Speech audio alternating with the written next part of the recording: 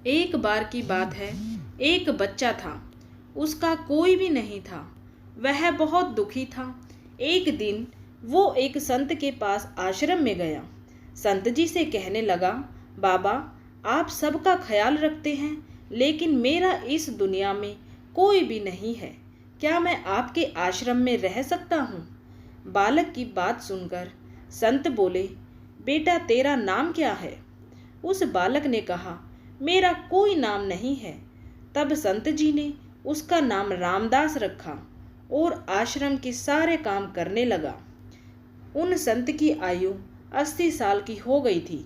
एक दिन उन्हें तीर्थ यात्रा पर जाना पड़ा और अपने शिष्यों को बुलाकर कहने लगे कि मुझे तीर्थ यात्रा पर जाना है। मेरे साथ कौन कौन चलेगा और आश्रम में कौन कौन रुकेगा?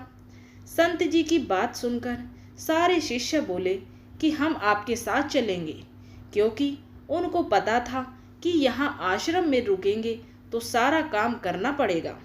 इसलिए सभी बोले कि हम तो आपके साथ तीर्थ यात्रा पर ही चलेंगे।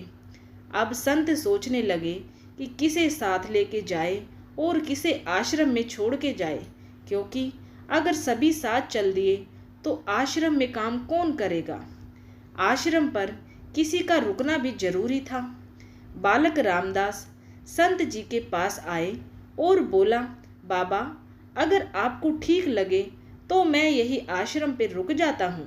संत ने कहा, ठीक है, पर तुझे काम करना पड़ेगा। और संत जी कहते हैं कि बेटा, चाहे आश्रम की सफाई में कोई कमी रह जाए, पर भगवान की सेवा में कोई कमी नहीं रहनी चाहिए। रामदास ने संत से कहा कि बाबा, मुझे तो भगवान जी की सेवा करनी नहीं आती। आप बता दीजिए कि भगवान की सेवा कैसे करनी है, फिर मैं कर दूंगा। आश्रम में एक मंदिर था। वहाँ उस मंदिर में राम दरबार की सुंदर झांकी थी, जिसमें श्री राम जी, सीता जी, लक्ष्मण जी और हनुमान जी विराजमान थे। उसके बाद संत ने सब बता दिया कि सेवा कैसे करनी है। रामदास ने गुरु जी से कहा कि बाबा, मेरा इनसे रिश्ता क्या होगा, ये भी बता दीजिए, क्योंकि अगर रिश्ता पता चल जाएगा तो सेवा करने में आनंद आएगा। संत जी कहने लगे कि बेटा, तू कहता था कि तेरा कोई नहीं है, तू अनाथ है, तो देख, आज से ये राम जी और सीता जी तेरे माता पिता हैं। रामदास ने साथ में खड़े लक्ष्मण जी को देखकर कहा, अच्छा बाबा, और ये जो पास में खड़े हैं वो कौन है? संत ने कहा, ये तेरे चाचा जी हैं। और हनुमान जी के लिए कहा कि ये तेरे बड़े भैया हैं। रामदास सब समझ गया और फिर उनकी सेवा करने में लग गया। संत शिष्यों के साथ यात्रा पर चले गए। आज सेवा का पहला दिन था। रामदास ने सुबह उठकर स्नान किया और भिक्षा मांगकर लाया और फिर भोजन तैयार किया। फिर भगवान को भोग लगाने के लिए मंदिर आया। रामदास ने श्री राम, सीता, लक्ष्मण और हनुमान जी के आगे एक एक थाली रख दी और बोला, अब पहले आप खाओ, फिर मैं भी खाऊंगा। रामदास को लगा कि सच में भगवान बैठकर खाएंगे, पर बहुत देर हो गई। रोटी तो वैसी की वैसी थी।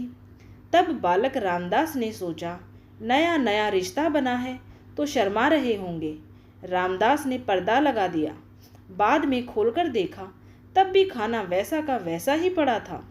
अब तो रामदास रोने लगा कि मुझसे तो सेवा में कोई गलती हो गई है, इसलिए ही प्रभु खाना नहीं खा रहे हैं, और यह नहीं खाएंगे तो मैं भी नहीं खाऊंगा और मैं भूख से ही मर जाऊंगा।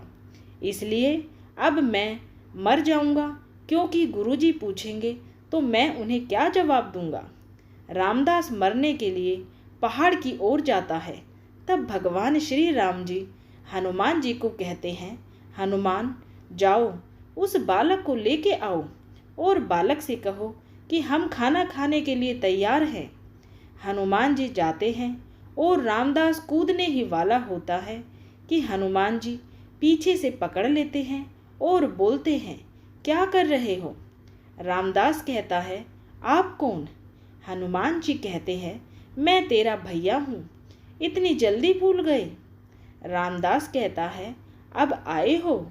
इतनी देर से वहाँ बोल रहा था कि खाना खा लो, खाना खा लो, तो तब आए नहीं, अब क्यों आ गए?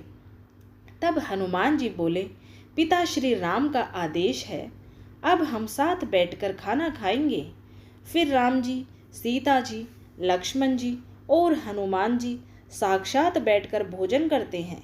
इसी तरह रामदास रोज उनकी सेवा करता रहा और भोजन करता। सेवा करते करते 15 दिन हो गए।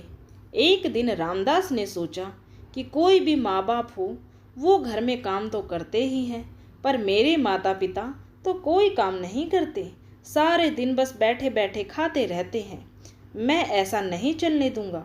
रामदास मंदिर जाता है और कहता है, पिताजी कुछ बात करनी है आपसे। राम जी कहते हैं, बोल बेटा, क्या बात है? रामदास कहता है, अब से मैं अकेले काम नहीं करूँगा, आप सबको भी काम करना पड़ेगा। आप तो बस सारा दिन खाते रहते हो और मैं काम करता रहता हूँ, अब से ऐसा नहीं होगा। राम जी कहते हैं, तो फिर बताओ बेटा, हमें क्या काम करना है?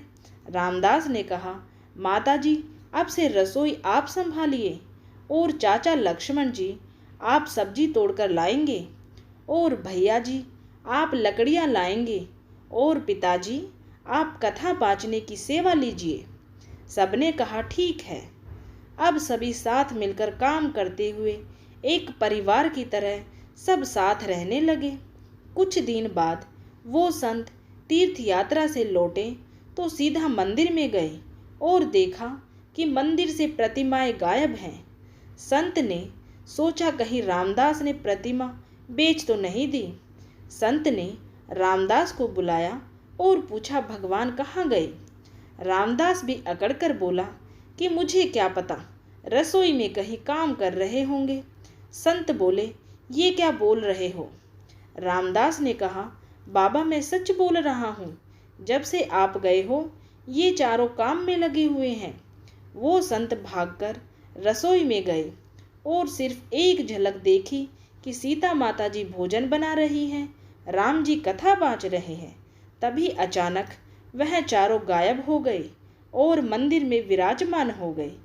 तब संत रामदास के पास गए और बोले, आज तुमने मुझे मेरे ठाकुर का दर्शन कराया है, तू धन्य है। और संत ने रो रो कर रामदास के पैर पकड़ लिए। कहने का अर्थ यही है कि ठाकुर जी तो आज भी तैयार है दर्शन देने के लिए, पर कोई रामदास जैसा भी भक्त होना चाहिए। देखा देखी भक्ति का कबहू न चढ़सी रंग, विपत्ति पड़े छाड़सी, कैचुली तजत भुजंग। अर्थात किसी सच्चे भक्त की देखा देखी की गई झूठी भक्ति कभी भी ना तो अपना रंग दिखाती है और ना ही ऐसी भक्ति फलदायक होती है। ऐसे लोग जो भक्त होते नहीं हैं, सिर्फ संसार को दिखाने के लिए भक्त होने का ढोंग करते हैं, वो विपत्ति आने पर भक्ति को वैसे ही छोड़ देते हैं जैसे सांप समय समय पर अपनी कैंचुली को उतार देता है। बोलिए जय श्री राम। उम्मीद है आप सभी को ये कहानी पसंद आई होगी। ऐसी ही कहानियाँ सुनने के लिए अगर आपने चैनल को सब्सक्राइब नहीं किया है तो जल्दी से चैनल को सब्सक्राइब कर लीजिए।